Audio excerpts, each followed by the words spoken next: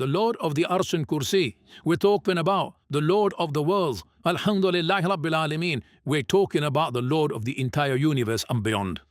The entire universe and beyond. You know, we live in this dunya. And we are fascinated with this dunya which Allah subhanahu wa ta'ala indeed has created in a beautiful manner. We're fascinated. There are over billions of people which live on this dunya at this moment in time. Over 6 billion people that live on the dunya at this moment in time. This dunya of Allah subhanahu wa ta'ala is so big that there is space in this dunya for billions and billions and billions or more people. But what is this dunya in comparison to what Allah subhanahu wa ta'ala has created out there? This dunya is insignificant. This dunya is meaningless to Allah. It means nothing. It is worthless. So worthless, compare it with the sun. The sun is one star. You know more science than me. You'll be able to tell me better. Take this planet Earth and you place it inside the sun and you will be able to place 1.3 million Earths in the sun. 1.3 million Earths in the sun. Allahu Akbar. Allah is the greatest. The sun is one star, one star. There are stars out there which are millions of times bigger than the sun. You tell me this, that you need millions and millions of stars to make one galaxy. And then you tell me this, that there are zillions of galaxies out there. Let me tell you on top of this, my friend, after this, whatever you see above,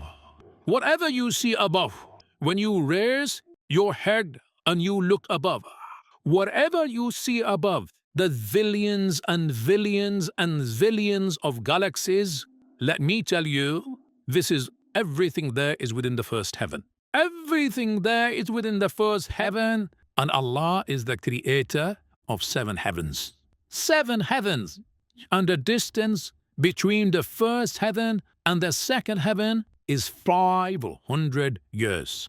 You know, the distance that can be covered in 500 years, at what speed? Only Allah knows. Only Allah knows. But it will take 500 years to get from the first heaven to the second heaven. 500 years from the second to the third to the fourth to the fifth to the sixth to the seventh. Every time it will take 500 years. After the 7 heavens, وَسِعَ كُرْسِيُّهُ السَّمَاوَاتِ وَالْأَرْضِ. You all read the Ayatul Kursi. You all know the Ayatul Kursi. After this, you have the Kursi of Allah. You have the chair of Allah subhanahu wa ta'ala. You know these 7 heavens that we've just talked about. In comparison to the Kursi of Allah, they're non-existent. They're meaningless. Rasulullah sallallahu alaihi wasallam has given an example in the Hadith just to give us a little bit of understanding with regards to the 7 heavens in comparison to the Kursi of Allah. Take a ring from your finger, take it off, the small ring that you have, and place it, let's say, in a desert, the Sahara Desert. It's the biggest desert in the world. You know that ring that we take off from our fingers and place it in the Sahara Desert? What comparison is in between the ring and the Sahara Desert? Nothing. Nothing. The 7 heavens is the ring, and the Kursi of Allah is the Sahara Desert. After the Kursi of Allah, you have the Arsh of Allah. وَكَانَ أَرْشُ عَلَى الْمَاءِ. You have the Arsh of Allah. Again, Rasulullah has explained, so just so that we can understand. Take the ring, place it in the desert. This time, the ring is the Kursi and the Arsh is the desert. What is the Kursi in comparison to the Arsh of Allah? Nothing. Then you have angels which carry the Arsh of Allah.